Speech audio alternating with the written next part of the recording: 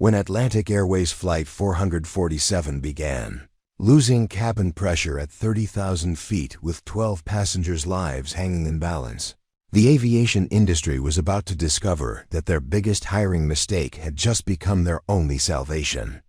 The woman they had rejected countless times for being 5 feet 2 inches tall would prove that sometimes the smallest person in the cockpit carries the biggest heart.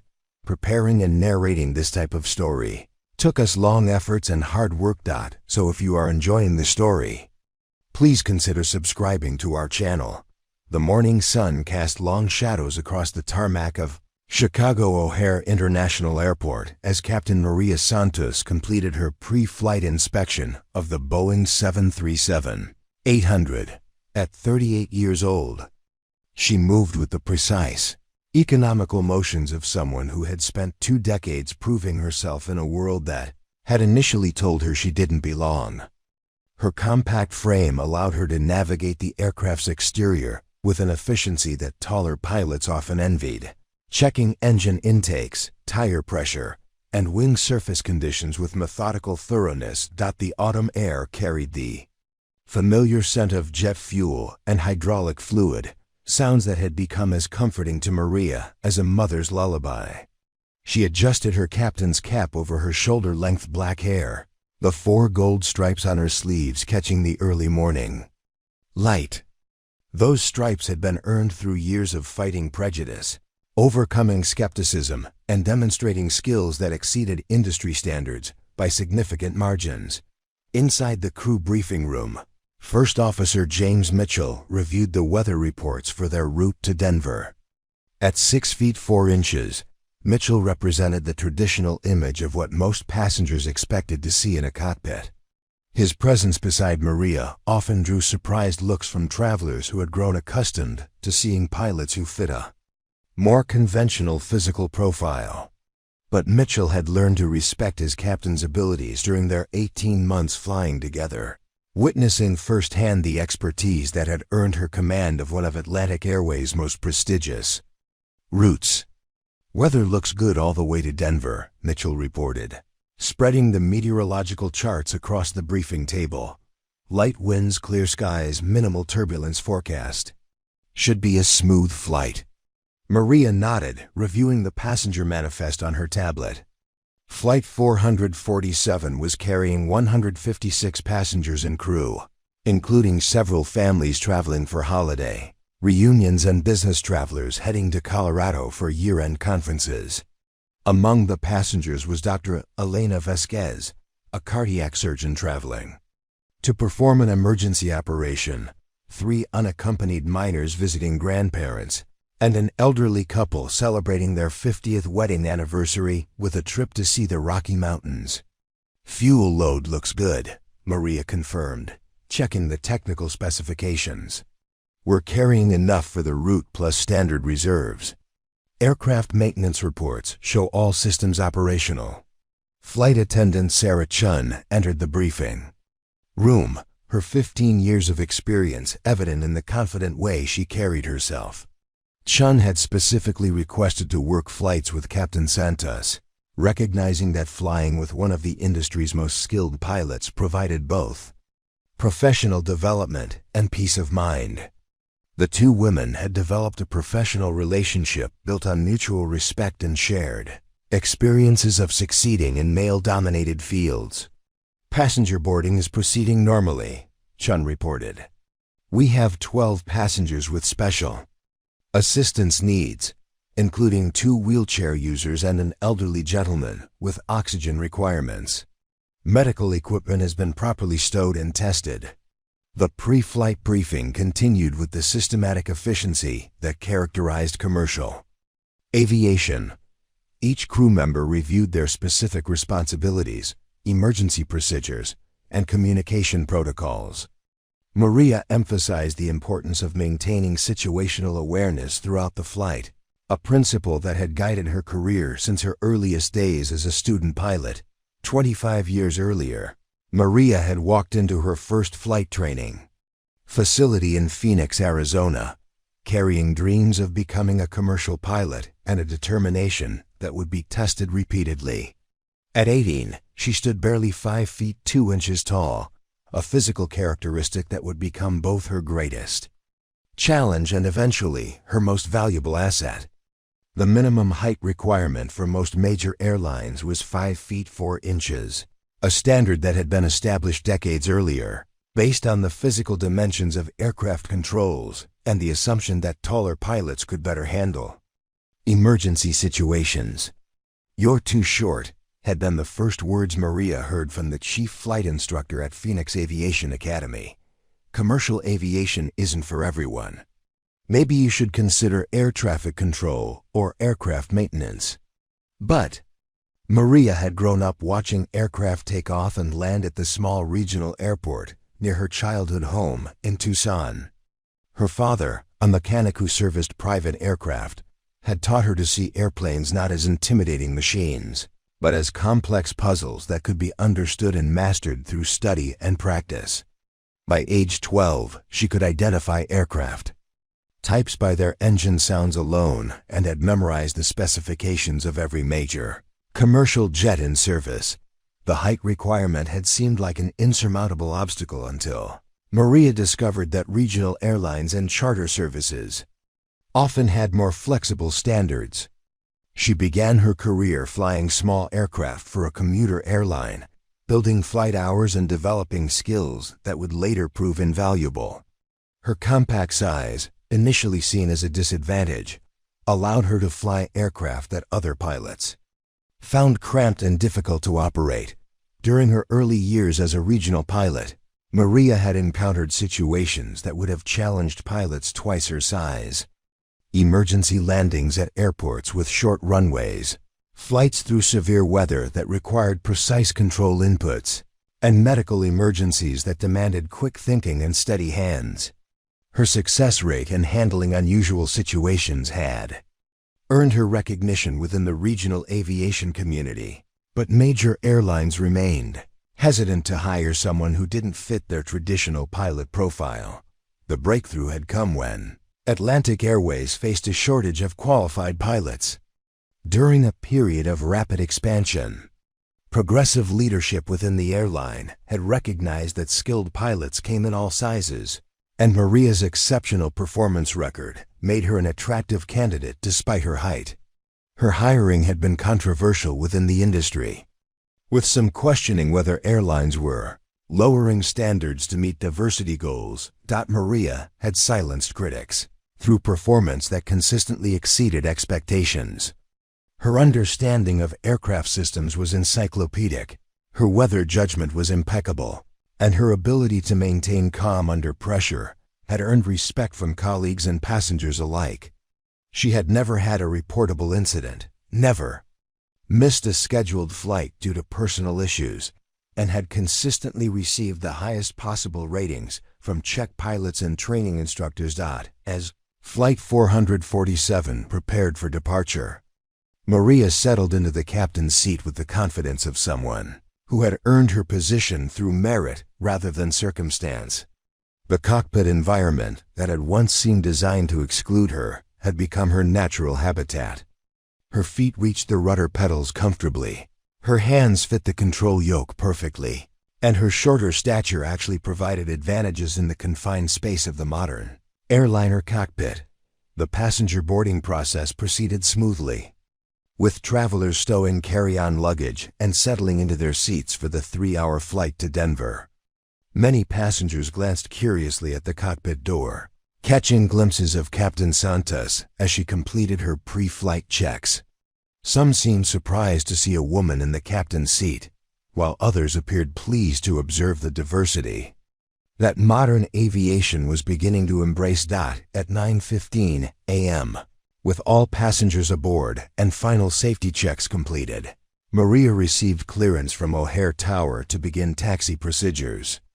The massive Boeing 737 moved away from the gate with the smooth precision that characterized modern commercial aviation, joining the carefully choreographed dance of aircraft movements that occurred thousands of times daily at major airports worldwide. As they taxied toward the active runway, Maria reflected on the journey that had brought her to this moment. Every flight represented not just a routine transportation service, but a continuation of her personal mission to prove that excellence in aviation was not determined by physical appearance or conformity to traditional expectations. Today's flight would test that conviction in ways she could never have imagined. Flight 447 lifted off from Chicago O'Hare at 9:42 a.m., climbing steadily through the crisp autumn morning toward its cruising altitude of 35,000 feet. The Boeing 737-800 performed flawlessly during the initial ascent, its twin engines providing smooth, consistent power as Maria guided the aircraft through the departure corridor. First Officer Mitchell monitored the instruments with practiced attention, calling out altitude markers and system status updates according to standard operating procedures. 15,000 feet and climbing, Mitchell announced, his voice clear and professional through the intercom system. All systems nominal. Engine parameters within normal ranges. Maria acknowledged the report with a brief nod, her hands steady on the controls as she managed the aircraft's climb profile. The morning sun streamed through the cockpit windows, illuminating the vast expanse of the Midwest stretching below them. Lake Michigan sparkled in the distance, its surface reflecting the clear blue sky that promised ideal flying conditions for the journey ahead. In the passenger cabin, flight attendant Sarah Chun moved efficiently through the aisles, ensuring that seatbelts were fastened and carry-on items were properly secured. The passengers appeared relaxed and comfortable, many already settling in for the routine flight to Denver. Dr. Elena Vasquez reviewed medical journals on her tablet, preparing for the emergency surgery that awaited her arrival. The elderly couple celebrating their anniversary held hands as they watched the ground fall away below them, their faces filled with the wonder that air travel still inspired despite its routine nature. Reaching 25,000 feet, Mitchell reported, scanning the instrument panel for any irregularities. Cabin pressure holding steady. Autopilot systems ready for engagement. Maria maintained manual control during the climb, preferring to feel the aircraft's response through the control yoke rather than immediately transferring authority to the automated systems.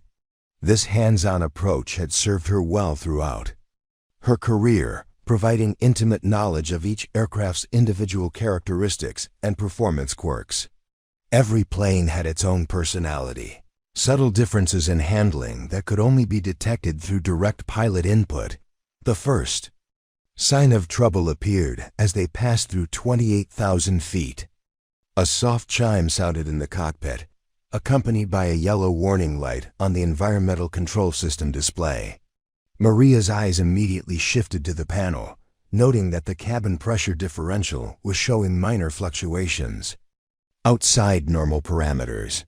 Environmental system advisory, Mitchell observed, leaning forward to study the display more closely. Cabin pressure showing slight irregularities. Still within acceptable limits, but worth monitoring. Maria frowned, her extensive experience telling her that even minor system anomalies could indicate developing problems. The Boeing 737's environmental control system was designed with multiple redundancies, making significant failures rare but not impossible. She made a mental note to request a maintenance inspection upon arrival in Denver, following the conservative approach that had kept her accident-free throughout her career. Continue monitoring, she instructed Mitchell.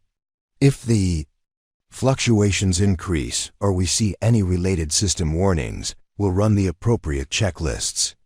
The aircraft continued its climb toward cruising altitude, passing through 30,000 feet with steady performance from both engines. The environmental system warning remained active but stable, suggesting a minor sensor malfunction rather than a serious mechanical issue. Maria engaged the autopilot system, allowing the aircraft's computers to maintain course and altitude while she focused on the developing situation. Flight 447 leveled off at 35,000 feet, entering the smooth air of the lower stratosphere where commercial aircraft achieved their most efficient performance. The view from the cockpit was spectacular, with unlimited visibility extending to the horizon in all directions. Below them, the patchwork of farmland and small towns that characterize the American heartland stretched endlessly, creating a peaceful backdrop for what should have been a routine continuation of their journey. The second warning appeared without fanfare, a subtle change in the cabin pressure reading that caught Maria's attention immediately. The differential pressure gauge showed a slight but noticeable decrease, indicating that the cabin altitude was beginning to climb above normal parameters. While still within safe limits, the trend was concerning and required immediate attention. "James, look at the cabin pressure reading," Maria said, her voice maintaining professional calm despite the growing concern. "We're seeing a gradual loss of pressurization. Not critical yet, but definitely developing." Mitchell studied the environmental control system display, noting the slowly changing numbers that indicated the cabin was gradually losing its ability to maintain sea-level pressure conditions. The rate of change was slow enough to avoid triggering emergency warnings, but fast enough to suggest that the situation would continue deteriorating unless corrective action was taken. "Should we initiate descent procedures?" Mitchell asked, his hand moving toward the communication panel to request clearance for a lower altitude. Maria considered the options quickly, weighing the severity of the pressure loss against the potential for system recovery. The Boeing 737's environmental control system included backup procedures that might resolve the issue without requiring an emergency descent. However, the gradual nature of the pressure loss suggested a mechanical problem that would likely worsen rather than improve.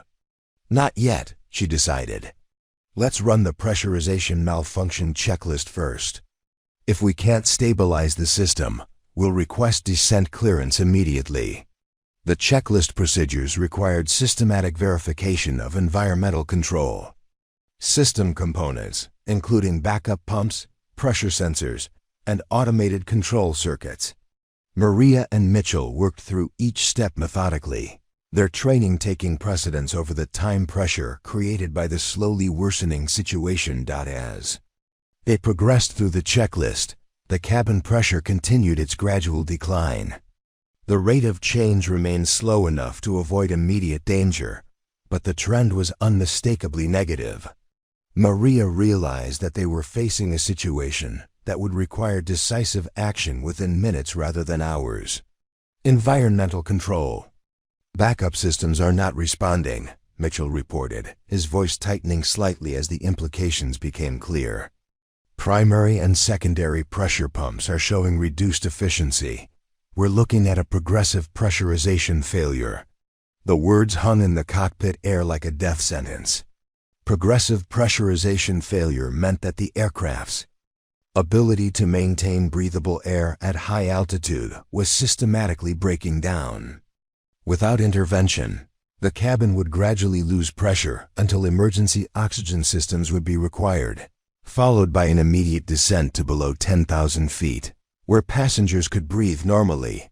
Maria's mind raced through the available options, calculating time factors and altitude requirements with the precision that had made her reputation in the industry. A standard emergency descent would require rapid decompression procedures, passenger oxygen mask deployment, and coordination with air traffic control to clear a path to lower altitude. The process was well rehearsed and routinely practiced, but it carried risks that increased with the number of passengers and the severity of the mechanical failure. "Cabin altitude is now passing 8,000 feet, Mitchell announced, monitoring the environmental display with growing concern. "Rate of climb is accelerating. We're approaching the point where passenger oxygen will be required." The realization hit both pilots simultaneously. They were no longer dealing with a minor system malfunction that could be resolved through standard procedures. Flight 447 was experiencing a genuine emergency that would test every aspect of their training and experience. The lives of 156 passengers and crew members now depended on their ability to manage a crisis that was unfolding in real time at 35,000 feet above the American. Heartland. Maria felt the familiar surge of adrenaline that accompanied genuine emergency situations, but her training and experience channeled that energy into focused, systematic problem-solving. The compact cockpit that had once seemed designed to exclude her now felt like a familiar workspace where her skills and judgment would determine the outcome of a life-threatening situation. "Prepare for emergency descent procedures," she instructed Mitchell, her voice steady and authoritative. "And get me air traffic control immediately. We're going to need priority handling and direct routing to the nearest suitable airport." The voice of Chicago Air Route Traffic Control Center cut through the cockpit speakers with the crisp professionalism that characterized aviation communications worldwide. "Atlantic 447, Chicago Center. We have your request for priority handling. State nature of emergency."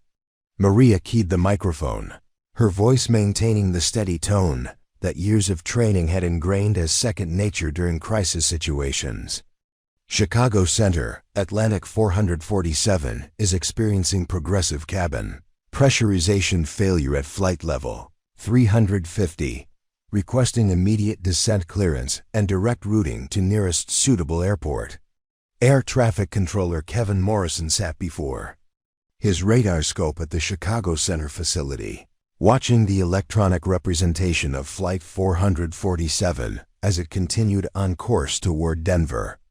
Morrison had been managing air traffic for 12 years, handling everything from routine flight plan modifications to weather diversions and mechanical emergencies. However, pressurization failures at altitude represented one of the most time-sensitive emergencies in commercial aviation. "Atlantic 447, understand progressive pressurization failure," Morrison acknowledged, his fingers already moving across his control panel to coordinate with adjacent air traffic sectors. "Descend immediately to flight level 100. Turn right heading 180 for direct routing to Kansas City International. Emergency equipment is being notified." The standard protocol for pressurization emergencies was well established and practiced regularly by both pilots and air traffic controllers. Emergency descent to breathable altitude, immediate diversion to the nearest suitable airport, and coordination with ground emergency services. The procedures had been refined through decades of experience and were designed to handle the vast majority of pressurization-related incidents safely and efficiently. But as Maria began the emergency descent procedures, she encountered the first indication that Flight 447 situation was not following the standard emergency response playbook. The aircraft's descent rate, normally controlled by pilot input and aircraft performance characteristics, was being affected by the continuing pressurization failure in ways that defied normal operational parameters. "Descent rate is inconsistent," First Officer Mitchell reported, monitoring the altitude display with growing concern. "We're getting pressure differential fluctuations that are affecting our ability to maintain stable descent profile." Maria felt the aircraft's response through the control yoke, noting subtle changes in handling characteristics that suggested the pressurization failure was impacting more than just cabin environment. The Boeing 737's flight control systems relied on pressurized air from the engines for hydraulic power, and any disruption to that system could affect the aircraft's controllability during critical phases of flight. At Kansas City International Airport, Emergency Operations Coordinator Jennifer Walsh received the notification of Atlantic 447's inbound emergency through the automated alert system that connected air traffic control with ground-based emergency services. Walsh had managed airport emergency responses for 8 years, coordinating everything from minor mechanical issues to full-scale disaster scenarios. "We have Atlantic Airways Flight 447 inbound with pressurization emergency," Walsh announced over the airport emergency frequency. Boeing 737-800, 156 souls on board. Estimated arrival in 25 minutes. All emergency equipment stand by for possible medical assists. The Kansas City emergency response followed established protocols precisely. Fire trucks moved to predetermined positions along the runway, ambulances were dispatched to the airport, and medical personnel prepared for potential altitude-related medical emergencies among passengers. The response was comprehensive and professional, representing the coordinated effort of dozens of specialists trained specifically for aviation emergencies. However, as Flight 447 continued its descent toward Kansas City, the aircraft's condition began to deteriorate in ways that standard emergency procedures had not anticipated.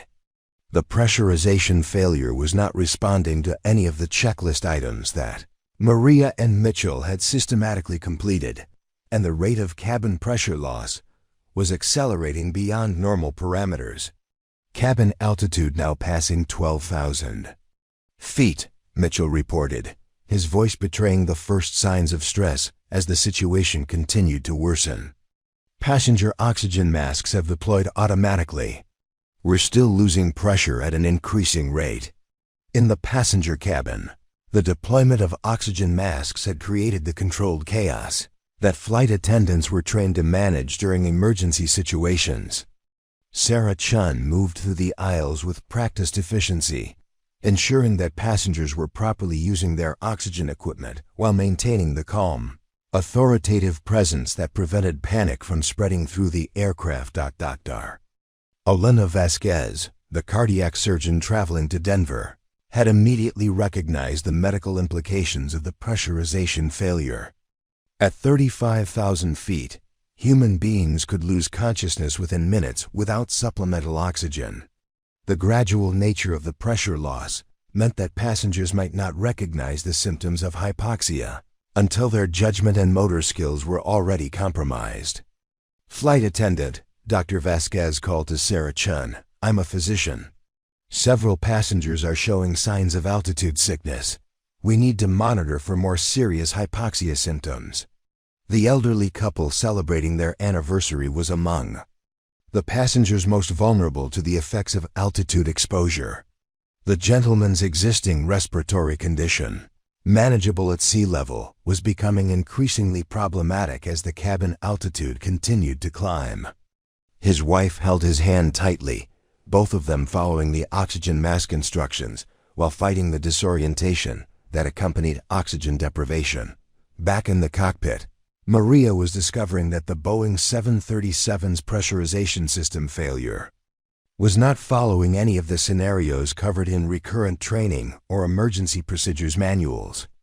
The aircraft's environmental control system was experiencing a cascading failure that affected multiple interconnected systems simultaneously.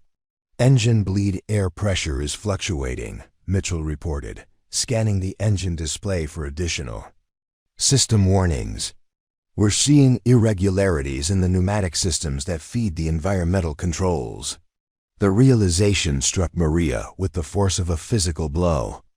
The pressurization failure was not an isolated environmental system malfunction, but part of a broader pneumatic system breakdown that could affect the aircraft's ability to maintain controlled flight.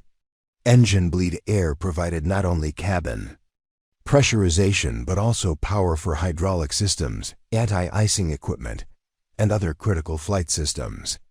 "We need to notify Chicago Center that our situation is more complex than initially reported," Maria decided, reaching for the radio microphone. "This is not a simple pressurization emergency." Air Traffic Controller Morrison received Maria's updated emergency report with growing concern. Progressive system failures during emergency situations represented the most challenging scenarios that air traffic controllers faced, requiring rapid coordination with multiple agencies and constant adaptation to changing aircraft capabilities. Atlantic 447, Chicago Center copies your updated status. Morrison responded, his voice maintaining professional calm despite the escalating situation. "We're coordinating with Kansas City Approach Control and Emergency Services. Be advised that Denver Center is also standing by in case you need alternate routing." The standard emergency response protocols were proving inadequate for Flight 447's unique combination of system failures. The aircraft was experiencing problems that fell outside the normal parameters of commercial aviation emergency procedures, requiring both pilots and ground personnel to adapt their responses to an unprecedented situation. Atlantic Airways Operations Center in Atlanta had been monitoring Flight 447's emergency through the company's flight tracking system, coordinating with maintenance specialists and company management to provide whatever support might be needed. Operations Manager David Kim had been with the airline for 15 years, handling everything from routine scheduling changes to major weather disruptions and mechanical emergencies. "We need to get our best maintenance advisors on the line with Flight 447, Kim instructed his team, recognizing that the aircraft's multiple system failures might require expertise beyond standard pilot training. If Captain Santos is reporting pneumatic system problems, we could be looking at a situation that requires specialized troubleshooting. The aircraft continued its descent toward Kansas City, but the combination of pressurization failure and pneumatic system irregularities was creating handling characteristics that challenged even Maria's extensive experience. The Boeing 737 was still controllable, but the subtle changes in flight dynamics suggested that the situation could deteriorate rapidly if additional systems were affected. As Flight 447 passed through 20,000 feet, Maria realized that the standard emergency response procedures were not going to be sufficient to ensure the safety of her passengers and crew. The aircraft's condition was deteriorating in ways that required innovative solutions rather than checklist compliance. As Flight 447 descended through 18,000 feet, Maria felt a subtle vibration through the control yoke that hadn't been present during normal operations. The Boeing 737's handling characteristics were changing in ways that suggested the pneumatic system failures were beginning to affect the aircraft's primary flight controls. What had begun as a pressurization emergency was evolving into something far more complex and dangerous. "I'm getting intermittent response from the aileron controls," Maria reported to Mitchell, her voice maintaining professional calm despite the growing realization that they were facing an unprecedented situation. "The hydraulic pressure indicators are showing fluctuations that don't match any of our emergency checklists." Mitchell studied the flight control system displays with increasing concern. The Boeing 737's flight controls relied on hydraulic power. That was driven by engine bleed air, the same system that provided cabin pressurization. If the pneumatic system failure was affecting both environmental controls and flight systems simultaneously, they were dealing with a cascading emergency that could compromise the aircraft's basic controllability. "Primary hydraulic system is showing pressure drops," Mitchell confirmed, his training automatically shifting to the more serious implications of flight control problems. "Backup systems are compensating, but we're seeing irregularities across multiple hydraulic circuits." In the passenger cabin, the effects of the continuing pressurization failure were becoming more pronounced despite the deployment of oxygen masks. Dr. Elena Vasquez moved through the aisles with flight attendant Sarah Chun, monitoring passengers for signs of hypoxia that could lead to unconsciousness or cardiac stress. The elderly gentleman with respiratory problems was showing increasing distress, while several other passengers were displaying the confusion and disorientation that accompanied oxygen deprivation. "We need to get this aircraft on the ground immediately," Dr. Vasquez told Sarah Chun, her medical training recognizing that the gradual nature of the pressure loss was actually more dangerous than a rapid decompression. "Passengers are going to start losing consciousness within minutes if we don't reach breathable altitude." The 3 unaccompanied minors were among the most vulnerable passengers, their smaller bodies more susceptible to the effects of reduced oxygen. Flight attendant Chen had positioned herself near their seats, ensuring that their oxygen masks were properly fitted while maintaining the calm. reassuring presence that prevented panic from spreading through the cabin. At Kansas City International Airport, Emergency Operations Coordinator Jennifer Walsh was receiving increasingly troubling reports about Flight 447's condition. The aircraft's descent rate was inconsistent, suggesting that the pilots were dealing with more than a simple pressurization problem. Emergency medical personnel were being briefed on the possibility of multiple altitude-related medical emergencies upon landing. "We need to be prepared for passengers who may be unconscious or experiencing cardiac stress," Walsh instructed the assembled emergency teams. "And we need to consider that the aircraft itself may be experiencing control difficulties that could complicate the landing." Chicago Air Route Traffic Control Center had been monitoring Flight 447's emergency with growing concern as the aircraft's reported problems expanded beyond the initial pressurization failure. Controller Kevin Morrison was coordinating with multiple agencies to ensure that the aircraft would have clear airspace and priority handling. But the developing situation was beginning to exceed normal emergency response protocols. Atlantic 447, Chicago Center, "We're showing your descent rate as variable," Morrison reported, his voice betraying the first signs of concern about the aircraft's controllability. "Are you experiencing any flight control difficulties?" Maria keyed the microphone, knowing that her response would trigger additional emergency procedures that could involve military aircraft and specialized rescue equipment. Chicago Center. Atlantic 447 is experiencing multiple system failures affecting both environmental controls and flight systems. "We're maintaining control, but handling characteristics are degraded." The admission that Flight 447 was experiencing flight control problems immediately escalated the emergency to the highest level of aviation crisis response. Military air traffic controllers at nearby bases were notified of the situation, and specialized rescue aircraft began preparation for possible deployment. The Boeing 737's problems had progressed beyond a routine emergency diversion to a situation that threatened the basic safety of flight. Atlantic Airways Operations Center in Atlanta was now coordinating with Boeing engineering specialists and the Federal Aviation Administration to provide technical expertise that might help resolve the aircraft's unprecedented combination of system failures. The aircraft manufacturer's emergency response team was analyzing Flight 447's situation in real time, comparing the reported symptoms to known failure modes and potential solutions. "We've never seen this exact combination of pneumatic system failures," Boeing engineer Patricia Rodriguez reported to the Atlantic Airways operations team. "The aircraft is experiencing a cascading failure that affects multiple interconnected systems simultaneously. Standard emergency procedures may not be adequate." The acknowledgement from Boeing's engineering team that Flight 447's situation fell outside normal parameters sent shockwaves through the aviation industry's emergency response network. Modern commercial aircraft were designed with multiple redundancies to prevent exactly this type of comprehensive system failure.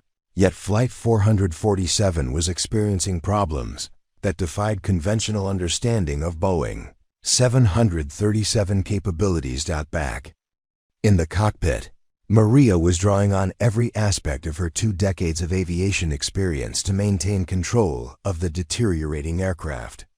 The subtle changes in flight handling that she had initially noticed were becoming more pronounced, requiring constant adjustments to maintain stable flight. Her compact stature, once seen as a disadvantage, was now proving beneficial in the confined cockpit environment where every control input required precision. "Hydraulic pressure is continuing to drop," Mitchell reported, watching the flight system displays with growing alarm. "We're approaching the point where manual flight controls may be required." The prospect of manually flying a Boeing 737 with degraded hydraulic systems represented one of the most challenging situations in commercial aviation. The aircraft's size and weight made manual control extremely difficult even under ideal conditions, and the continuing system failures meant that normal control responses might be completely unpredictable. I need you to contact Atlantic Airways. Maintenance immediately, Maria instructed Mitchell, her mind racing through potential solutions that might not be covered in standard emergency procedures. There's something about this failure pattern that doesn't match anything in our training. We need specialized technical support. As Flight 447 continued its descent toward Kansas City, passing through 15,000 feet with increasingly unstable flight characteristics, Maria began to realize that conventional emergency response procedures were not going to be sufficient to ensure the safety of her passengers and crew. The aircraft's condition was deteriorating in ways that required innovative solutions rather than checklist compliance. Boeing 737's environmental control system was not simply failing. It was experiencing a progressive breakdown that affected multiple interconnected systems in ways that had never been encountered in commercial aviation. The gradual nature of the failures had initially masked the severity of the situation, but the cumulative effects were now threatening the aircraft's basic airworthiness. We're going to need to approach this landing differently than any standard emergency procedure, Maria told Mitchell, her voice carrying the authority of someone who had spent years developing skills beyond conventional pilot training. The aircraft's handling characteristics are changing minute by minute. We need to be prepared to adapt our approach based on real-time conditions rather than predetermined procedures. The realization that Flight 447 was experiencing an unprecedented aviation emergency was spreading throughout the emergency response network.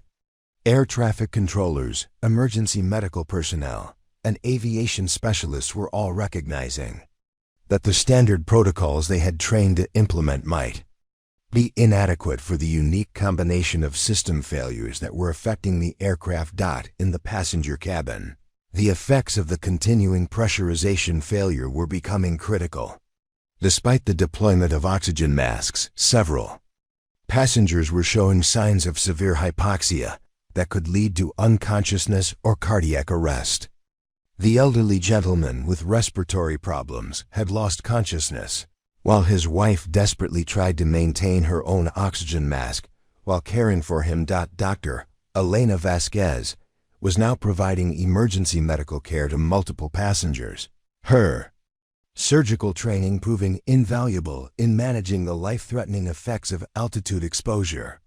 The gradual nature of the pressure loss meant that passengers were experiencing a slow deterioration in their condition rather than the dramatic but manageable effects of rapid decompression.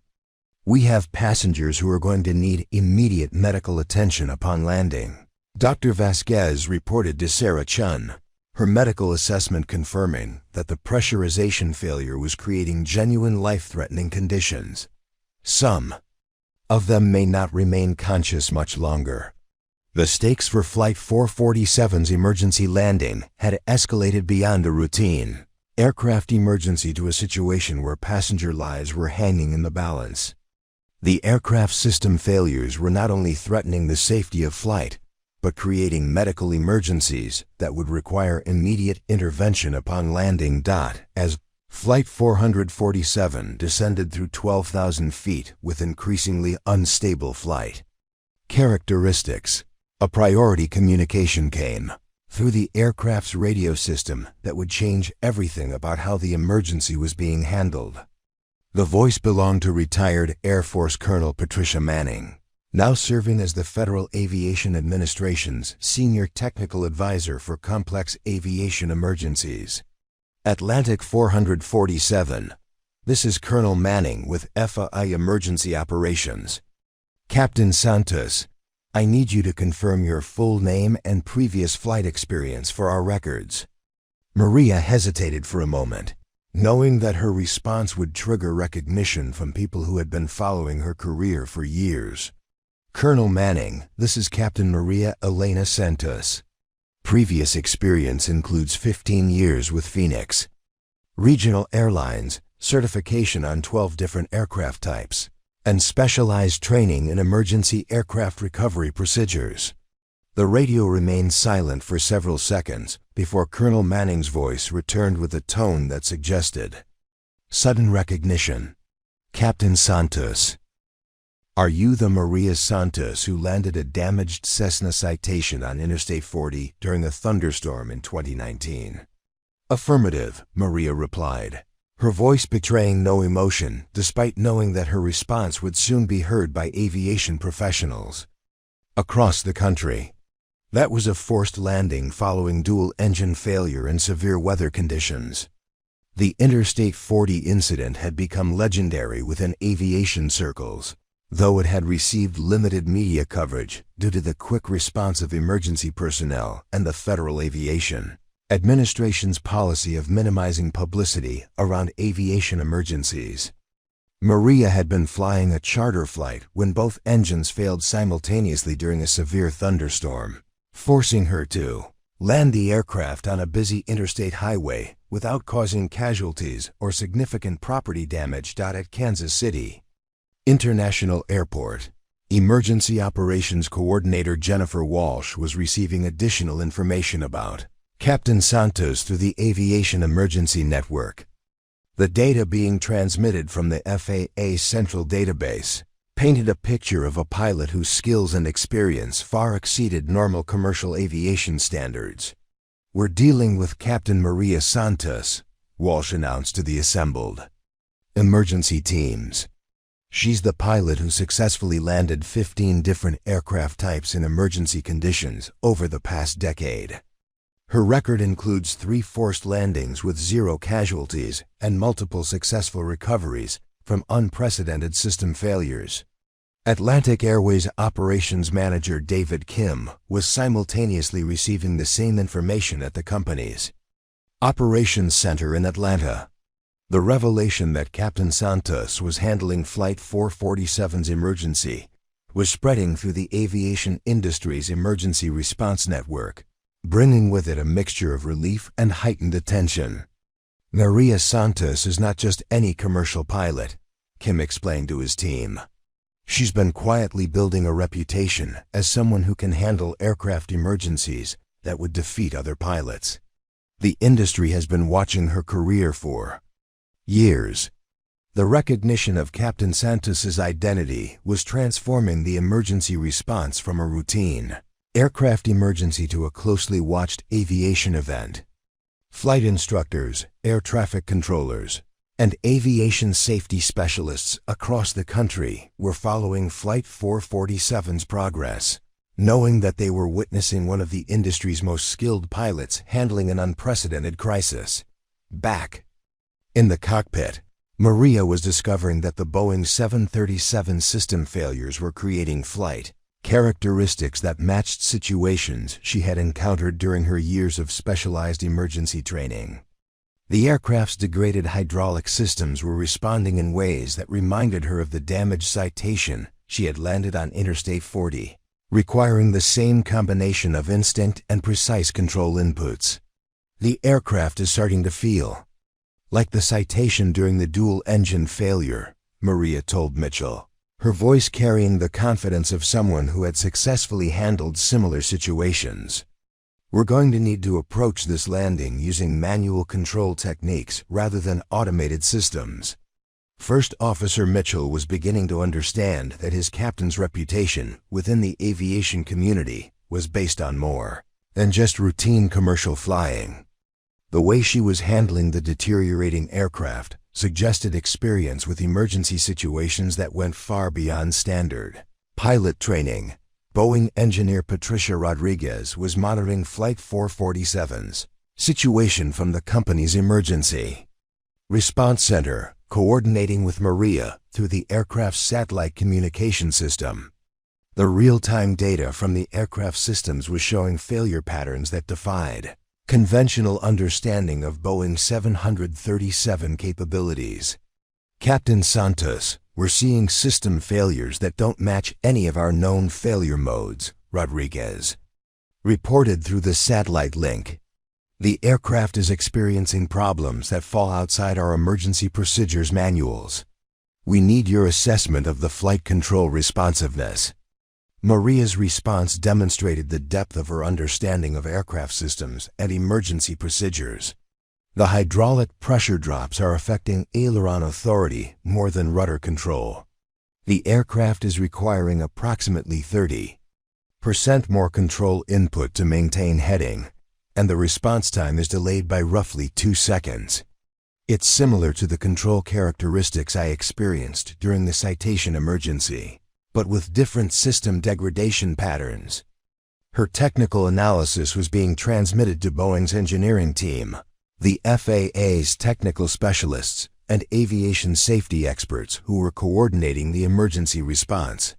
The level of detail in her assessment revealed training and experience that exceeded standard commercial pilot education. At the FAA's Emergency Operations Center in Washington, D.C., Senior Aviation Safety Inspector Michael Chun was reviewing Captain Santos's complete flight record. The data showed a pattern of successful emergency responses that had earned her recognition within specialized aviation circles, despite her relatively low profile in mainstream commercial aviation. Maria Santos has been handling aircraft emergencies that other pilots wouldn't attempt, Chun explained to his team. Her record shows successful recoveries from situations that typically result in aircraft losses. The aviation community has been quietly watching her career for years. The revelation of Captain Santos's specialized expertise was spreading through the emergency response network, bringing with it a new understanding of Flight 447's chances for successful recovery. Aviation professionals who had been following standard emergency procedures were now recognizing that they were dealing with a pilot whose skills and experience were uniquely suited to the aircraft's unprecedented system failures. Dr. Elena Vasquez, still providing medical care to passengers in the deteriorating cabin environment, overheard fragments of radio communications that revealed the identity of the pilot managing their emergency. Her medical background had made her familiar with high-stress performance under extreme conditions, and she recognized the significance of having someone with Captain Santos's reputation handling their crisis. "We're in better hands than I initially realized," Dr. Vasquez told flight attendant Sarah Chun. "Captain Santos has a reputation for successfully handling emergencies that would defeat other pilots. Her record includes situations similar to what we're experiencing now." The knowledge that Captain Santos was managing Flight 447's emergency was providing reassurance to passengers who understood the implications of her specialized expertise.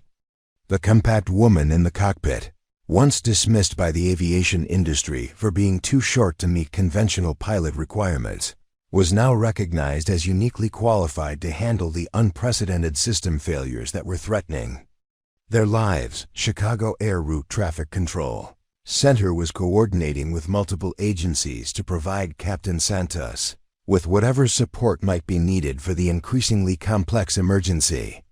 Controller Kevin Morrison was working with military air traffic control specialists and emergency response teams to ensure that Flight 447 would have clear airspace and priority handling. "Captain Santos has requested direct communication with our most experienced approach controllers," Morrison reported to his supervisors.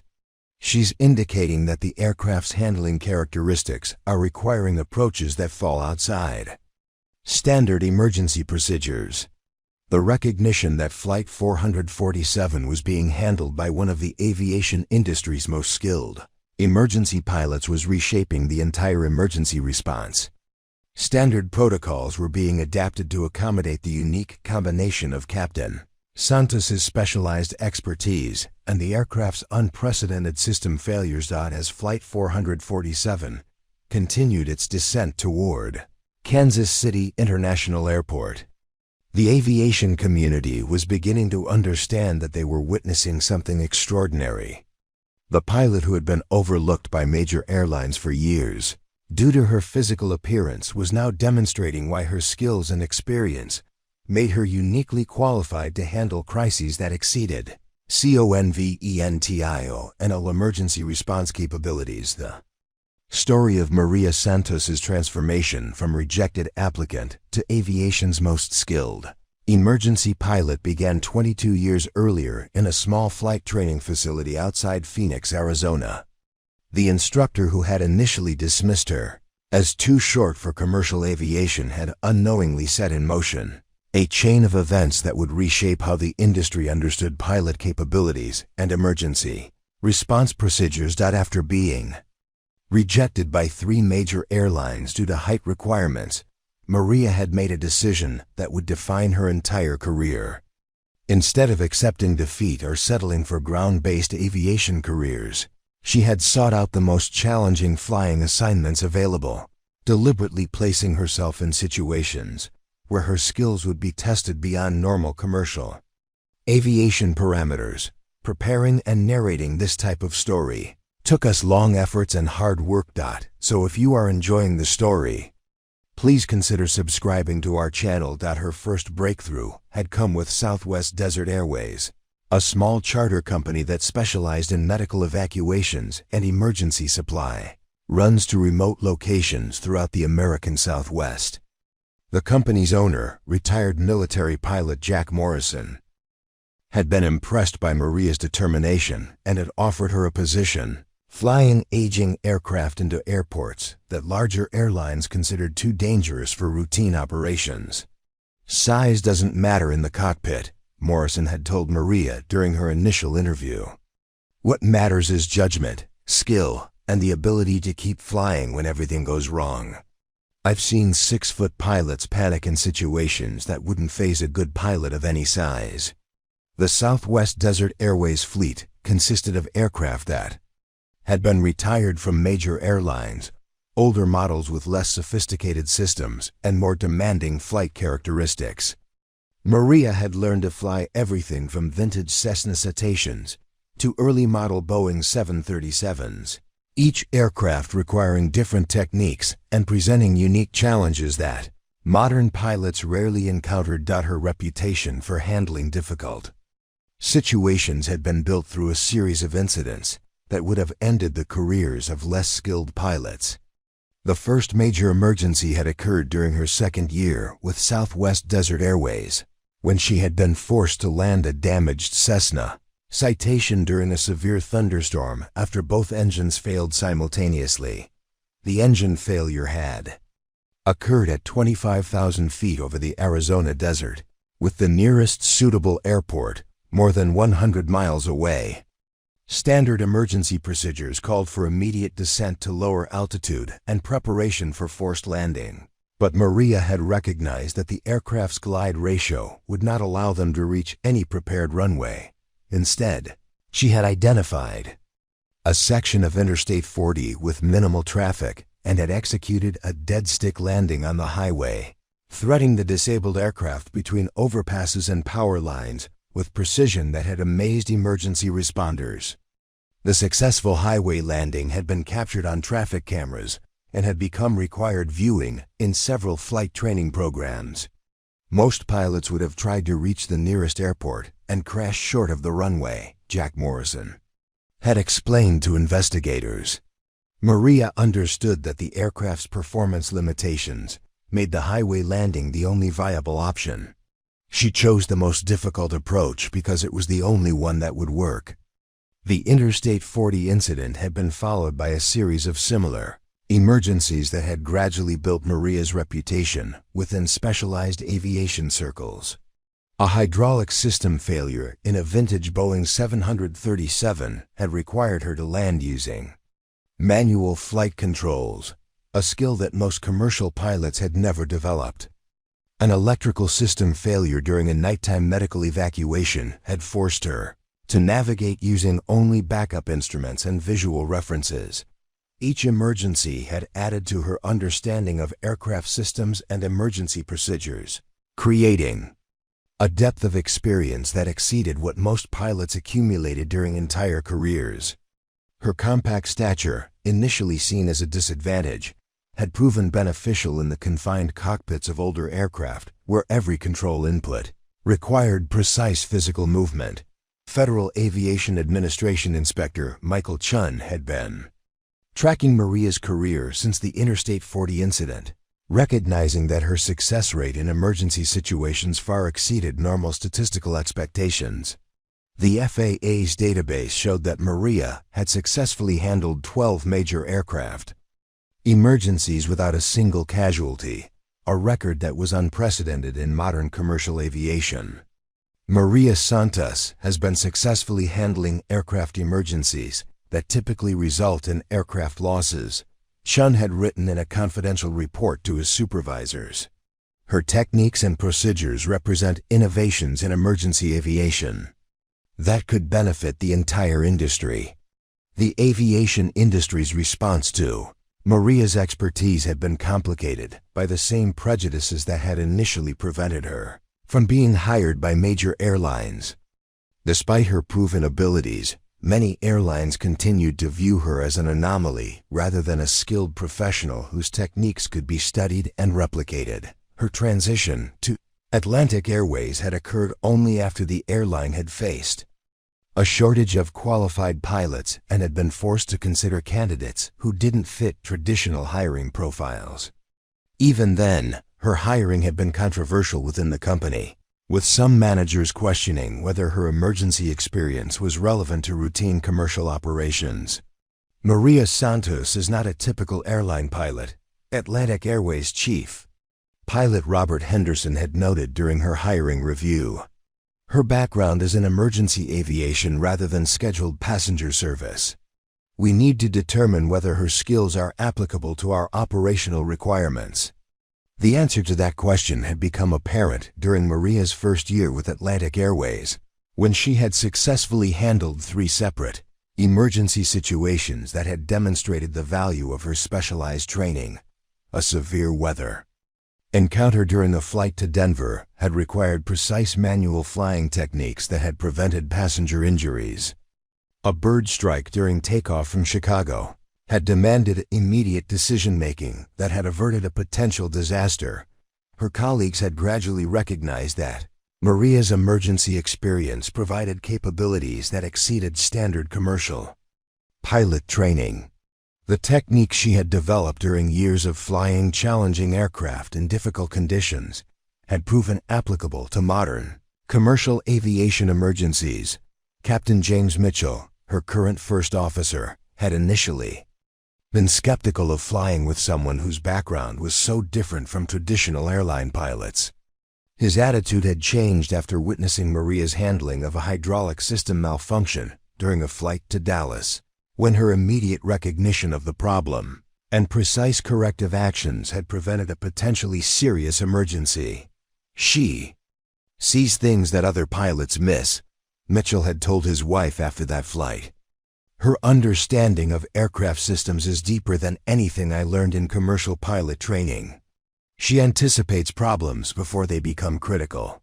The network of aviation professionals who had been following Maria's career had included Federal Aviation Administration inspectors, aircraft manufacturers' engineering teams, and flight training specialists who recognized that her techniques represented advances in emergency aviation procedures. Her methods had been studied and incorporated into training programs, though her contributions had rarely been publicly acknowledged.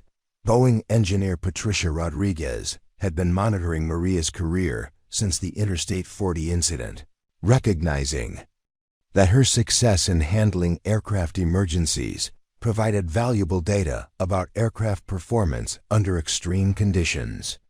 The company's engineering team had incorporated lessons learned from Maria's emergency responses into their understanding of aircraft capabilities and limitations. Maria Santos has been flight testing our aircraft under emergency conditions that we could never replicate in normal testing, Rodriguez had explained to her colleagues. Her real-world experience with system failures provides data that enhances our understanding of aircraft performance. The current crisis aboard Flight 447 was the culmination of Maria's 22 years of specialized emergency experience.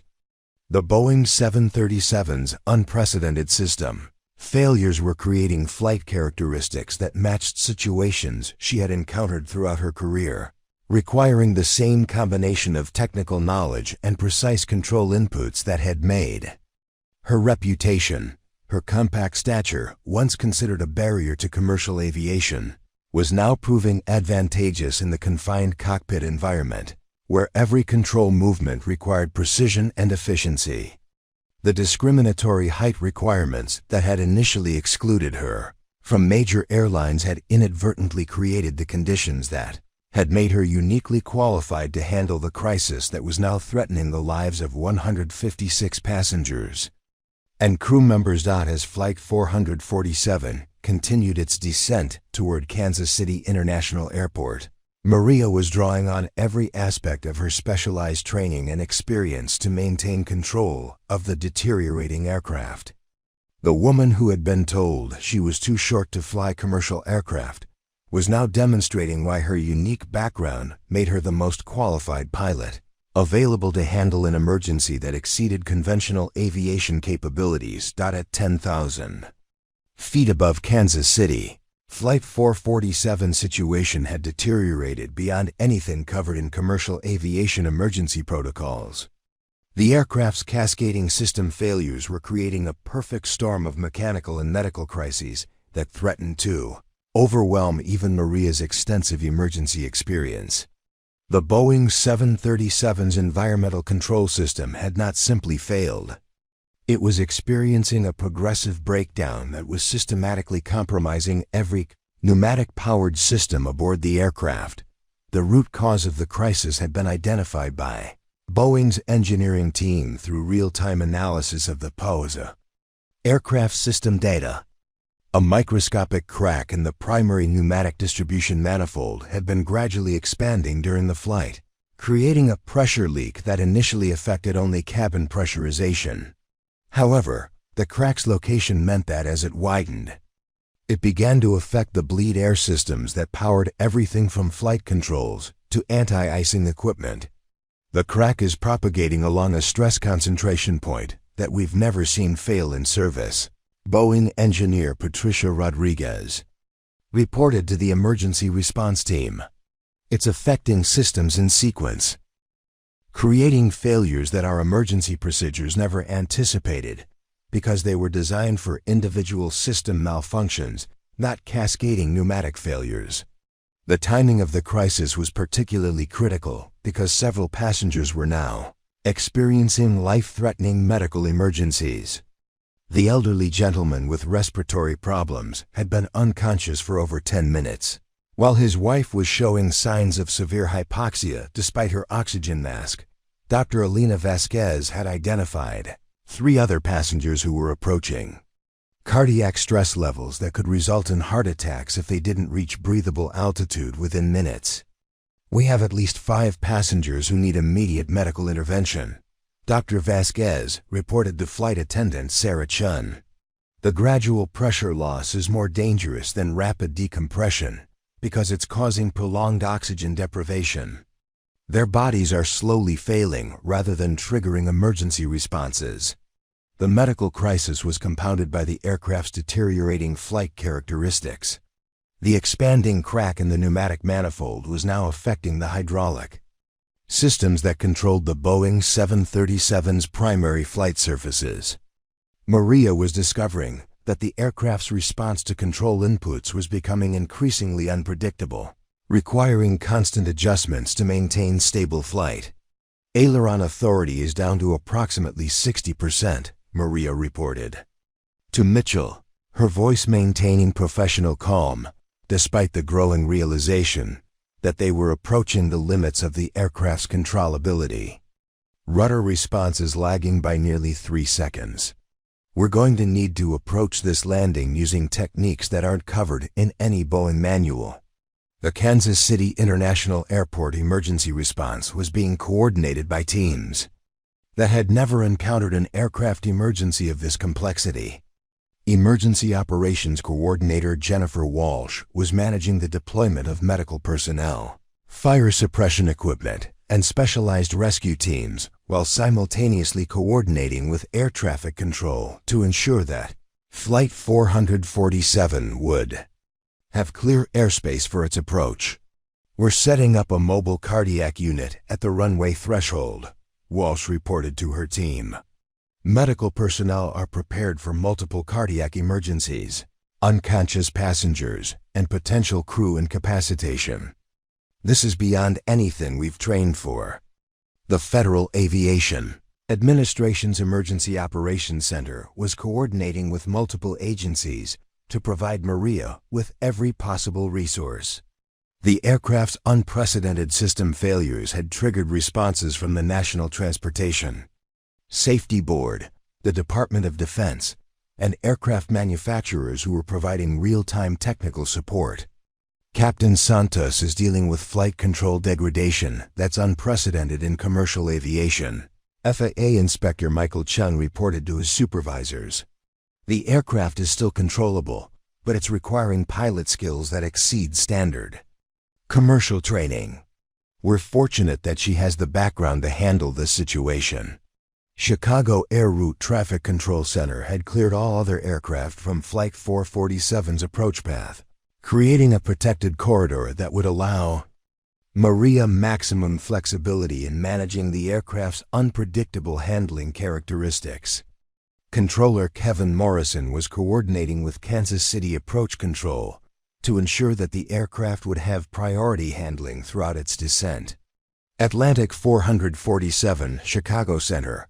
We have you cleared direct to Kansas City with priority handling," Morrison reported. "All other traffic has been diverted. You have unlimited airspace for whatever approach profile you need." The aircraft's deteriorating condition was requiring Maria to make continuous adjustments to flight parameters that would have been automatic in a normally functioning aircraft.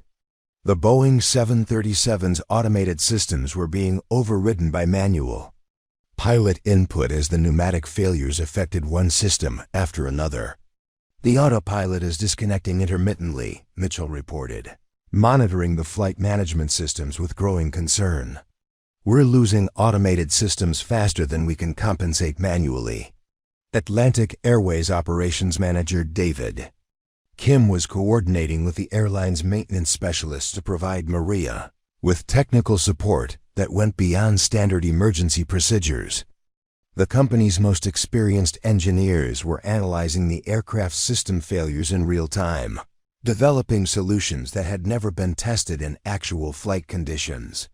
"We're seeing system interactions that our training never covered," lead maintenance engineer Robert Turner reported to Kim. "Captain Santos is dealing with aircraft behavior that's outside our normal operational parameters. We're providing guidance, but she's essentially test flying emergency procedures that don't exist." The 3 unaccompanied minors were among the passengers most vulnerable to the continuing pressurization failure. Their smaller bodies were more susceptible to oxygen deprivation, and they were showing signs of confusion and disorientation. That indicated their condition was deteriorating rapidly. Flight attendant Sarah Chun had moved them to seats closer to the emergency oxygen supply, but their young age made them particularly vulnerable to the prolonged hypoxia. "The children are losing consciousness," Chun reported to the cockpit through the aircraft's internal communication system. "We need to get this aircraft on the ground immediately." The convergence of mechanical and medical emergencies was creating a situation that exceeded every emergency scenario that commercial aviation had prepared for. Maria was simultaneously managing aircraft control problems that required her complete attention while knowing that passengers were facing life-threatening medical crises that would only be resolved by getting the aircraft safely on the ground. "We're running out of time," Maria told Mitchell, her voice carrying the weight of someone who understood that the next 15 minutes would determine whether Flight 447 became a successful emergency response or a catastrophic aviation accident. "The aircraft's condition is deteriorating faster than we can compensate, and we have passengers who won't survive much longer at this altitude." The Boeing 737's flight control systems were now operating at the edge of their design parameters, requiring Maria to fly the aircraft using techniques that combined her emergency aviation experience with real-time adaptation to unprecedented System failures. The pneumatic crack that had started as a minor pressurization problem had become a cascading emergency that threatened every system aboard the aircraft. Hydraulic pressure is approaching minimum levels, Mitchell reported, his voice betraying the first signs of stress as the aircraft's condition continued to worsen. If we lose hydraulic power completely, we'll be flying a manual aircraft that weighs 150,000 pounds. The prospect of manually controlling a Boeing 737 without hydraulic assistance represented the ultimate test of pilot skill and aircraft understanding. Maria's compact stature, once considered a limitation, was now proving advantageous in the confined cockpit, where every control input required maximum efficiency and precision.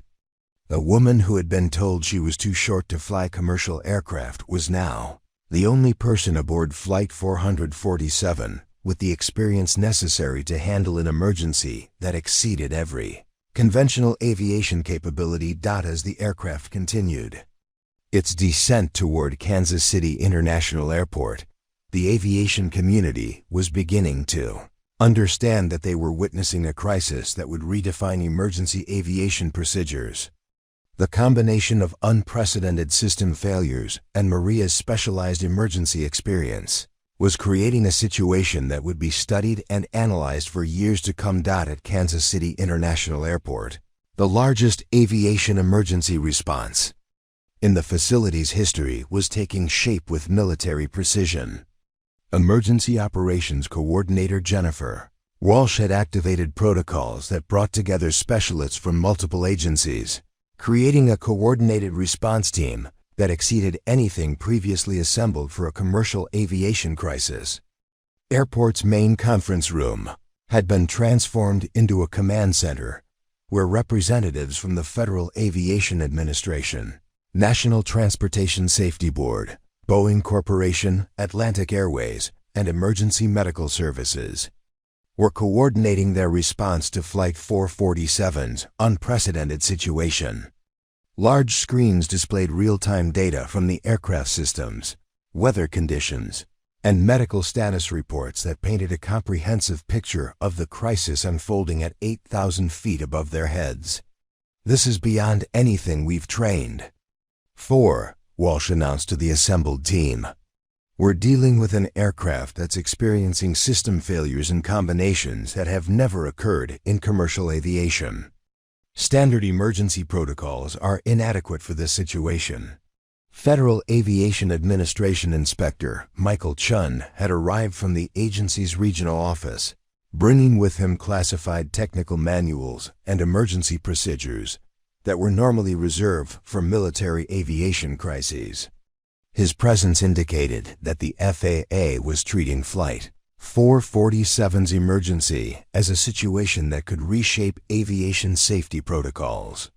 "Captain Santos is dealing with flight control degradation that exceeds our normal emergency parameters," Chun explained to the assembled specialists. "The aircraft is still controllable, but it requires pilot skills that go beyond standard commercial training. We're fortunate that she has the specific background needed for this situation." Boeing's emergency response team had established a direct satellite link with Flight 447, allowing their engineers to monitor the aircraft systems in real time and provide technical guidance that wasn't available in standard emergency procedures. Lead engineer Patricia Rodriguez was coordinating with the company's most experienced systems specialists to develop solutions for the cascading pneumatic failures.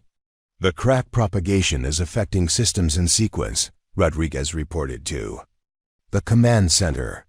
"We're seeing failures that our emergency procedures never anticipated because they were designed for individual system malfunctions, not cascading pneumatic failures. Captain Santos is essentially test flying emergency procedures that don't exist." Atlantic Airways had dispatched their most experienced maintenance specialists to Kansas City, bringing with them technical expertise and spare parts that might be needed for post-landing repairs. Chief Pilot Robert Henderson had arrived personally to coordinate the airline's response, recognizing that Flight 447's emergency could have implications for the entire commercial aviation industry. Maria Santos is not just handling a routine emergency, Henderson explained to the assembled team. Her background in emergency aviation gives her capabilities that most commercial pilots don't possess. She's been preparing for this type of situation her entire career. The medical response team was being led by Dr. Amanda Richardson, Kansas City's senior emergency physician, who had been briefed on the unique challenges posed by gradual pressurization failure, unlike rapid decompression events that were covered in standard medical emergency protocols. The prolonged oxygen deprivation aboard Flight 447 was creating medical conditions that required specialized treatment. We're setting up for multiple cardiac emergencies, unconscious passengers, and potential neurological damage from prolonged hypoxia, Dr. Richardson reported to the command center. The gradual nature of the pressure loss means that passengers are experiencing prolonged oxygen deprivation that could result in permanent damage.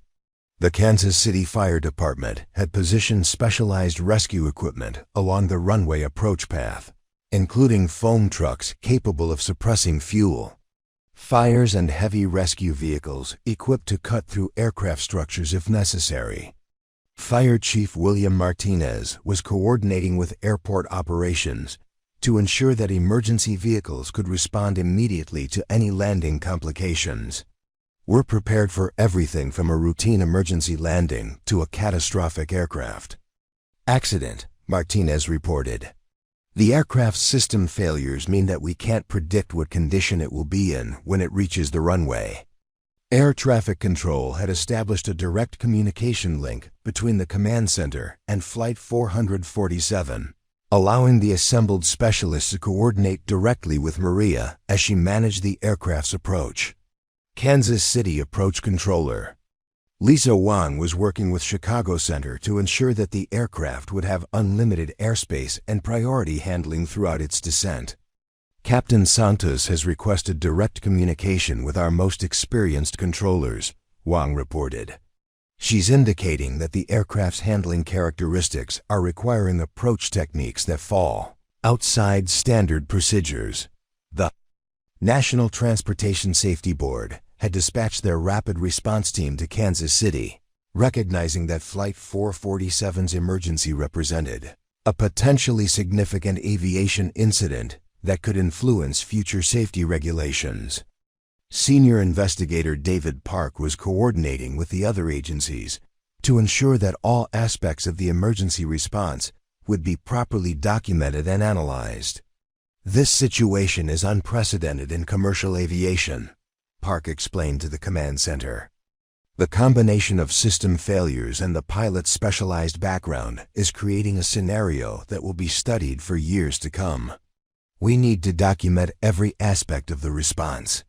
Military aviation specialists from nearby Whiteman Air Force Base had been quietly integrated into the response team, bringing with them expertise in handling aircraft emergencies that exceeded civilian capabilities. Colonel Sarah Mitchell, the base's senior flight operations officer, was providing guidance on emergency procedures that had been developed for military aircraft but might be applicable to Flight 447 situation. Military aviation has experience with multiple system failures that exceed civilian emergency procedures, Colonel Mitchell explained. Captain Santos's background includes training that's similar to military emergency response protocols. She's uniquely qualified to handle this type of crisis. The coordination between civilian and military emergency response capabilities was creating an unprecedented level of support for Flight 447's emergency landing. Resources that were normally reserved for national security crises were being made available to support the commercial aviation emergency, reflecting the recognition that Maria's situation exceeded normal civilian capabilities. Dr. Elena Vasquez, still providing medical care aboard the aircraft, was maintaining communication with the ground medical team through the aircraft's satellite communication system. Her real-time medical assessments were providing crucial information about passenger conditions that was helping the emergency response team prepare for the complex medical emergencies they would face upon landing. We have at least 6 passengers who will require immediate cardiac care, Dr. Vasquez reported from the aircraft. 3 are unconscious, and several others are showing signs of severe hypoxia. The children are particularly vulnerable and may have suffered neurological damage from prolonged oxygen deprivation. The assembly of specialists at Kansas City represented the most comprehensive aviation emergency response in recent history. The recognition that Flight 447's crisis exceeded standard emergency procedures had triggered the deployment of resources and expertise that were normally reserved for the most serious aviation incidents. As the aircraft continued its descent toward Kansas City International Airport, the assembled team was beginning to understand that they were witnessing something extraordinary. The pilot, who had been overlooked by major airlines for years, was now demonstrating capabilities that exceeded conventional aviation training, while the emergency response system was adapting to handle a crisis that fell outside normal operational parameters.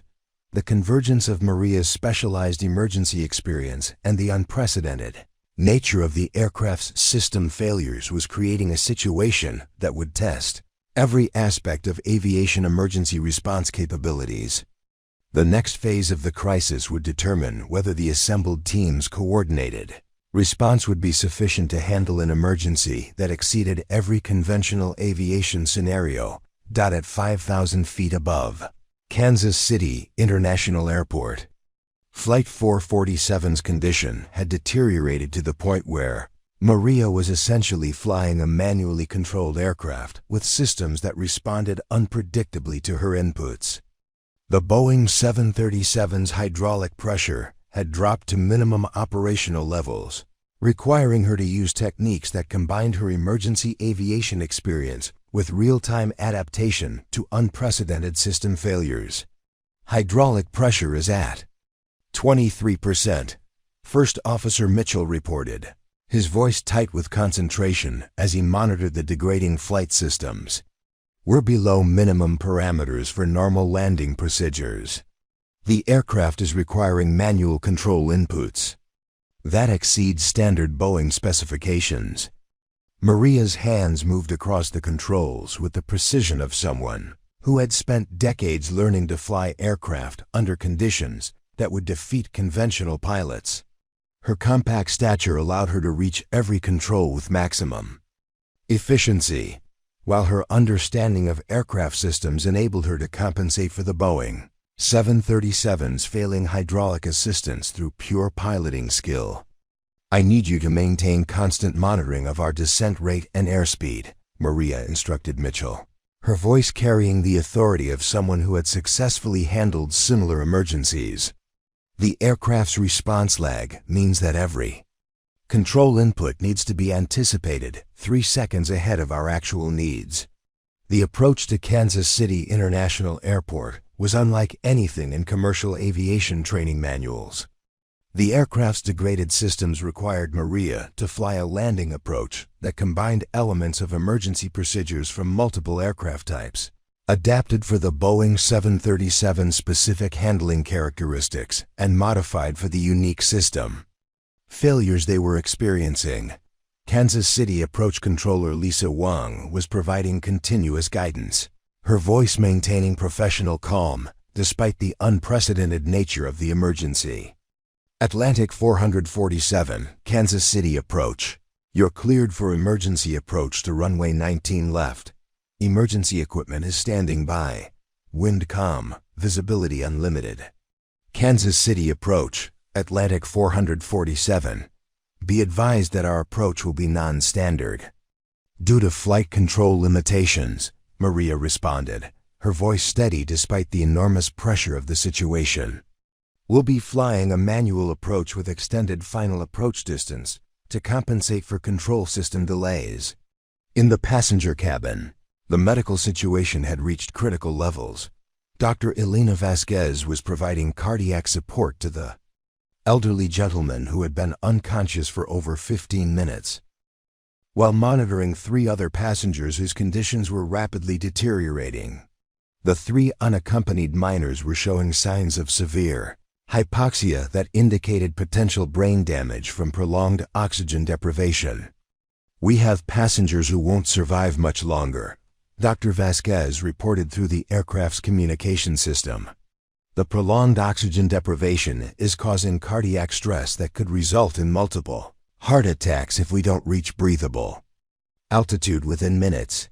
Flight attendant Sarah Chun was moving through the cabin with practiced efficiency, checking oxygen masks and monitoring passenger conditions, while maintaining the calm presence that prevented panic from spreading.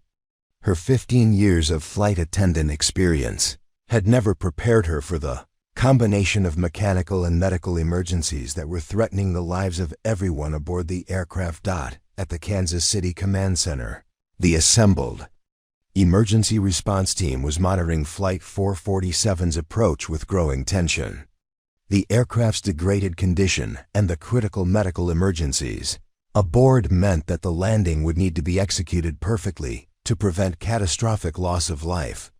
"Emergency vehicles are in position," Fire Chief Martinez reported. "Medical teams are prepared for immediate response to multiple cardiac emergencies and unconscious passengers. We're ready for whatever condition this aircraft is in when it reaches the runway." Boeing engineer Patricia Rodriguez was providing real-time technical guidance to Maria through the satellite communication link, coordinating with the company's most experienced system specialists to develop solutions for the aircraft's continuing system failures. "Captain Santos, we're seeing additional pressure drops in the remaining hydraulic systems. You may lose power-assisted controls completely during the landing sequence." The prospect of landing a Boeing 737 without hydraulic assistance represented the ultimate test of pilot skill and aircraft understanding. Maria's training with Southwest Desert Airways had included experience with aircraft that had lost hydraulic power, but never in a commercial airliner loaded with passengers facing life-threatening medical emergencies. "Understood," Maria responded. To the Boeing technical team, "I'm prepared to execute manual landing procedures if necessary. The aircraft is still controllable, but it requires constant input corrections." Federal Aviation Administration Inspector Michael Chun was coordinating with the National Transportation Safety Board to ensure that every aspect of the emergency response would be documented. The unprecedented nature of the aircraft system, failures, and Maria's specialized emergency response techniques meant that the landing would provide valuable data for future aviation safety protocols. "This is beyond anything we've seen in commercial aviation," Chun reported to his supervisors. "Captain Santos is demonstrating pilot skills that exceed standard training parameters. Her techniques are adapting to system failures that our emergency procedures never anticipated." At 2,000 feet, the aircraft's final approach began in earnest. Maria was flying the Boeing 737 using visual references and instrument readings that required constant interpretation and adjustment. The aircraft's delayed response to control inputs meant that every correction needed to be anticipated well in advance of the desired flight path change. "Airspeed is holding at approach speed," Mitchell reported, monitoring the instruments with intense concentration. "Descent rate is stable, but we're seeing continued fluctuations in hydraulic pressure that could affect the landing flare." The landing flare, the final phase of the approach where the aircraft's nose is raised to reduce descent rate and achieve smooth touchdown, would require precise timing and control inputs that exceeded normal pilot capabilities. Maria's experience with manually controlled aircraft would be tested to its absolute limits during the critical seconds before touchdown. "Emergency equipment is standing by," Kansas City Tower reported. "All runways are clear. You have priority for any runway that provides the best approach profile for your aircraft condition." Dr. Vasquez was preparing for the impact of landing with passengers in critical medical condition. The elderly gentleman remained unconscious while his wife was showing signs of cardiac stress that indicated she might suffer a heart attack during the landing sequence. The 3 children were barely conscious, their small bodies having suffered more severely from the prolonged oxygen deprivation than the adult passengers. "We need immediate medical response upon touchdown," Dr. Vasquez reported to the command center. "Several passengers are in cardiac distress, and the children may have suffered neurological damage that requires specialized treatment." As Flight 447 descended through 1,000 feet, Maria was drawing on every aspect of her 22 years of emergency aviation experience. The Boeing 737 systems were failing in real time, requiring her to adapt her flying techniques moment by moment as new problems developed. Her compact stature and precise control inputs were proving essential in managing an aircraft that was rapidly approaching the limits of controllability. 500 feet, Mitchell announced, his voice carrying the tension of someone who understood that the next 60 seconds would determine whether Flight 447 became a successful emergency response or a catastrophic aviation accident. The runway threshold was approaching rapidly, and Maria was preparing to execute a landing that would test every skill she had developed during her career. The aircraft's degraded systems meant that the landing would require techniques that had never been attempted in commercial aviation, adapted from her experience with emergency situations that most pilots never encountered. At 200 feet above the runway threshold, Maria initiated the most challenging landing sequence of her career. The Boeing 737's degraded hydraulic systems were providing minimal assistance, requiring her to manually control an aircraft that weighed over 150,000 pounds using techniques that had never been attempted in commercial aviation under these conditions. 100 feet, Mitchell called out, his voice steady despite the enormous tension in the cockpit. Airspeed good, descent rate controlled, hydraulic pressure holding at minimum levels. Maria's hands moved across the controls with movements so precise they seemed choreographed, each input calculated to compensate for the aircraft's delayed response characteristics. The runway stretched ahead of them, emergency vehicles positioned along both sides with their warning lights, creating a corridor of red and blue illumination in the afternoon sky. 50 feet, 40, 30, Mitchell continued the altitude callouts. That guided Maria through the final moments of the approach.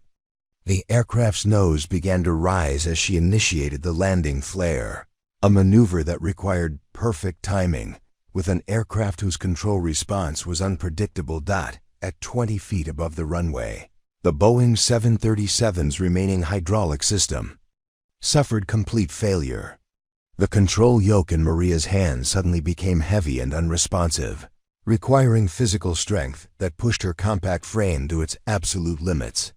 In that critical moment, her years of flying manually controlled aircraft became the difference between successful landing and catastrophic crash. Hydraulics failed completely, she announced to Mitchell, her voice remaining calm despite the knowledge that she was now flying a commercial airliner with no power assistance. Manual control only. Brace for firm touchdown.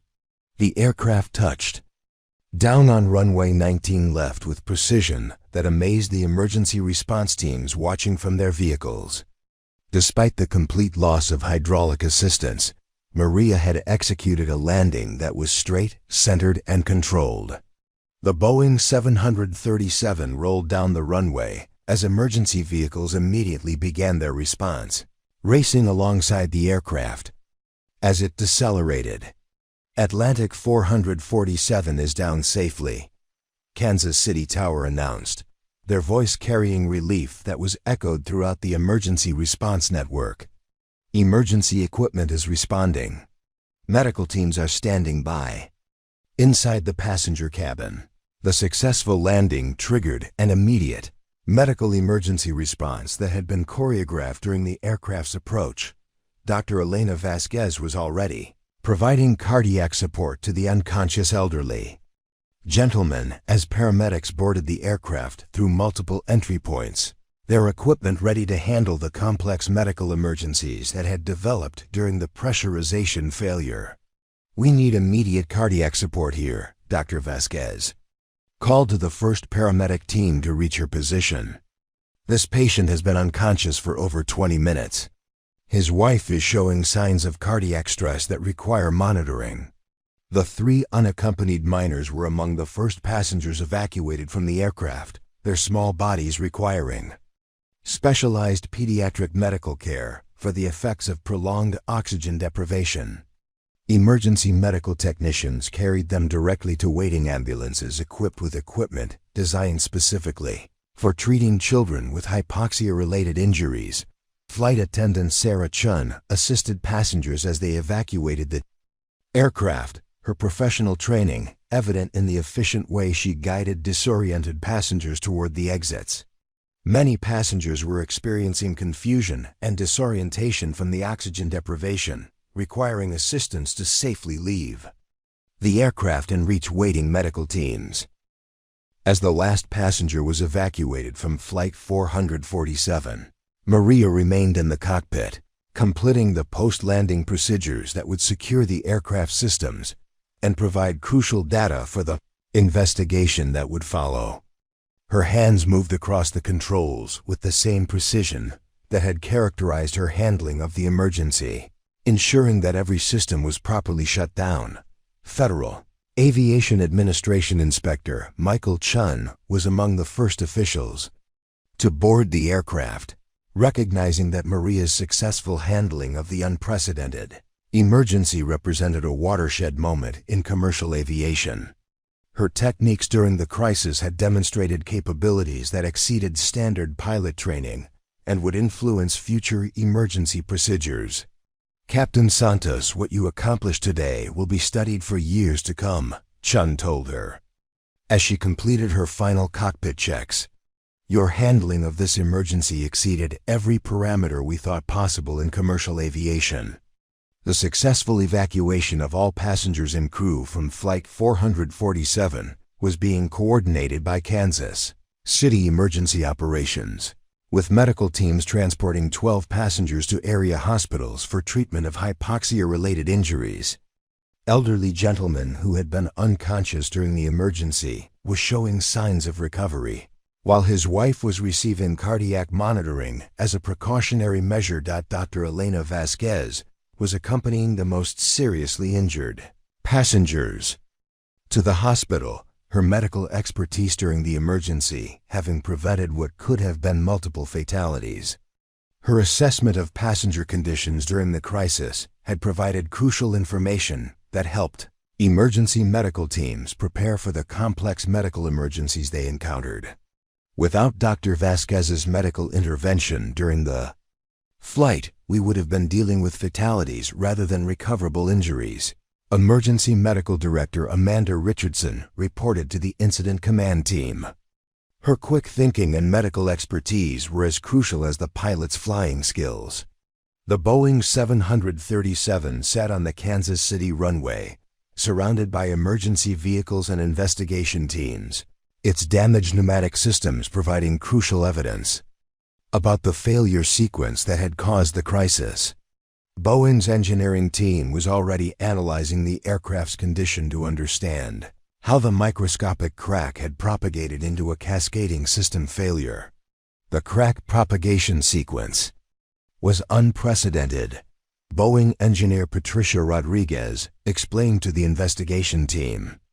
It affected systems in ways that our failure analysis never predicted. Captain Santos was dealing with aircraft behavior that fell completely outside our emergency procedures. Atlantic Airways executives were arriving at Kansas City to coordinate with the investigation and ensure that passenger care remained the airline's primary focus. Chief Pilot Robert Henderson was already reviewing the company's procedures to understand how Maria's specialized training had enabled her to handle a crisis that would have defeated conventional approaches. Maria Santos saved 156 lives today, using skills that most pilots don't possess, Henderson stated to the assembled media. Her background in emergency aviation gave her capabilities that proved essential when conventional procedures were inadequate. The aviation industry's response to Flight 447's successful emergency landing was immediate and comprehensive. Pilot training organizations began analyzing Maria's techniques to understand how her manual flying skills and system knowledge had enabled her to control an aircraft under conditions that exceeded normal flight parameters. Flight training specialists recognized that Maria's success highlighted gaps in conventional commercial pilot education. Her ability to manually control a degraded aircraft had demonstrated the value of skills that were rarely taught in modern automated cockpit environments. As the sun set over Kansas City International Airport, Maria stood beside Flight 447 watching. The investigation teams document the aircraft's condition. The woman who had been told she was too short to fly commercial aircraft had just demonstrated that her unique combination of skills and experience made her uniquely qualified to handle aviation's most challenging emergencies. The discrimination that had initially excluded her from major airlines had inadvertently created the conditions that had saved 156 lives. Her compact stature, precise control techniques, and deep understanding of aircraft systems had proven essential when conventional approaches failed completely. The legend of the pilot who was too short to meet industry standards, but tall enough to save lives, would become part of aviation history, inspiring future generations of pilots who didn't fit traditional molds, but possessed the skills and determination to excel in extraordinary circumstances.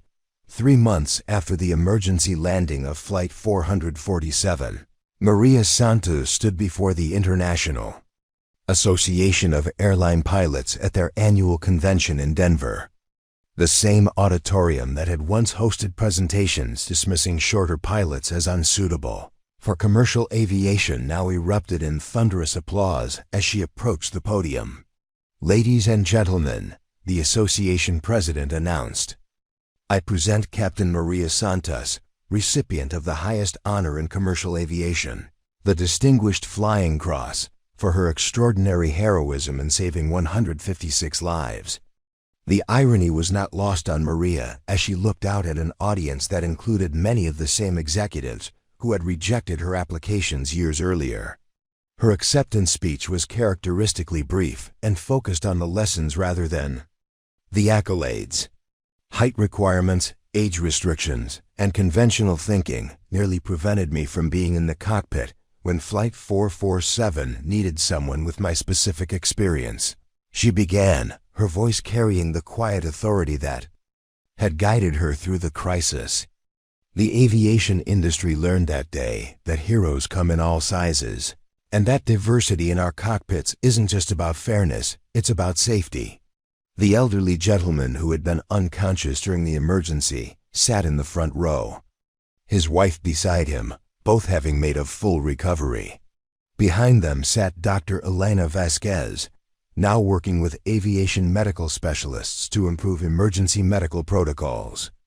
The 3 unaccompanied minors, who had suffered no permanent damage thanks to the swift emergency response, had sent Maria a hand-drawn card that she kept in her flight bag. Following the Flight 447 incident, Maria had been promoted to chief pilot for emergency response training at Atlantic Airways, a position created specifically to incorporate her specialized knowledge into the airline's training programs. Her emergency flying techniques were now being taught at flight schools worldwide, and Boeing had consulted with her to redesign their emergency procedures manuals.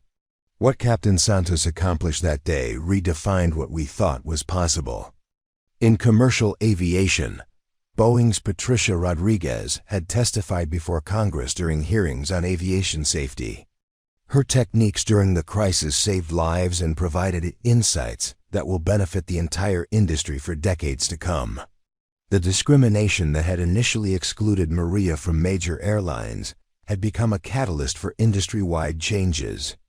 Airlines began reevaluating their physical requirements, recognizing that pilot skill and experience were more important than conformity to traditional profiles.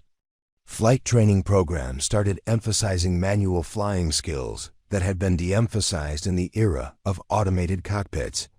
First Officer James Mitchell, who had witnessed Maria's extraordinary performance during the crisis, had become one of her most vocal advocates. "Flying with Captain Santos taught me that the best pilots aren't necessarily the ones who fit a certain image," he explained to aviation journalists. "They're the ones who can think clearly under pressure and adapt to situations that no training manual ever covered." The Kansas City Emergency Response Team had used the Flight 447 incident as a model for updating their crisis management protocols. Emergency Operations Coordinator Jennifer Walsh had presented their coordinated response at international emergency management conferences, demonstrating how multiple agencies could work together to handle unprecedented aviation crises. The success of that day wasn't just about one pilot's exceptional skills, Walsh explained to emergency responders across the country. It was about a system that recognized expertise wherever it came from and provided the support necessary for extraordinary people to accomplish extraordinary things. Maria's story had inspired a new generation of pilots who didn't fit traditional molds but possessed the determination and skill to excel in aviation. Flight schools reported increased applications from candidates who had previously been discouraged by industry stereotypes, while airlines began actively recruiting pilots with diverse backgrounds and experiences. The Boeing 737 from Flight 447 had been retired from service and was now on display at the National Air and Space Museum, its cockpit preserved exactly as Maria had left it after the emergency landing. A plaque beside the aircraft read, "This aircraft was saved by Captain Maria Santos, whose skill and courage demonstrated that aviation excellence knows no boundaries." As Maria concluded her speech at the pilot convention, she offered a message that resonated far beyond aviation. The next time someone tells you that you don't fit the profile for your dreams, remember that profiles are just limitations created by people who couldn't imagine what you're capable of achieving. The standing ovation that followed seemed to last forever, but Maria was already thinking about her next flight, her next challenge, and the students she would train to handle emergencies that hadn't been invented yet. If this story of courage, skill, and breaking barriers inspired you, don't forget to hit that subscribe button and join our community of amazing viewers who love extraordinary true stories. Drop a comment below and let us know what's your biggest takeaway from Captain Maria Santos' incredible journey. And if you enjoyed this story, you'll love our other videos about unsung heroes who changed the world through determination and skill. Ring that notification bell so you never miss another incredible story. And remember, sometimes the biggest heroes come in the smallest packages.